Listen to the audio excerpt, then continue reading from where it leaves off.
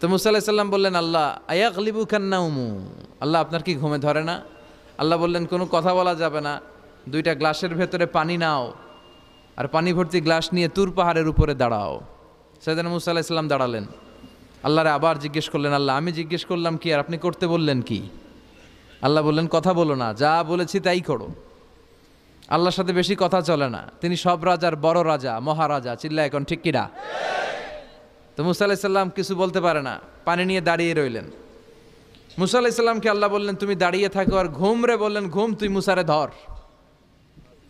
ঘুম যে এবার সাইয়েদনা মুসা আলাইহিস সালামকে ধরেছে। উনি ঘুমের ধাক্কায় আর থাকতে পারে না, একবার ডানে যায় আর একবার বায়ে যায়।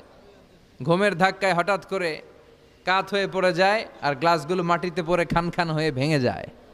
আল্লাহ ডেকে বললেন, মুসা বেশি কিছু হেফাজতের তো দায়িত্ব দেয় নাই, শুধু দুইটা গ্লাস হেফাজতের দায়িত্ব দিয়েছে। ঘুমের কারণে এগুলোর হেফাজত করতে পারো নাই, ভেঙে খান খান হয়ে গিয়েছে।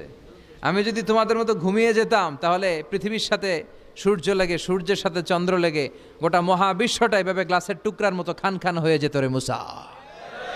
এজন্য লা তাখুযুহু সিনাতুন ওয়ালা নাওম, আমার ঘুমেও ধরে না, ঘুমের আগে যে তন্দ্রা আসে ওইটাও ধরে না।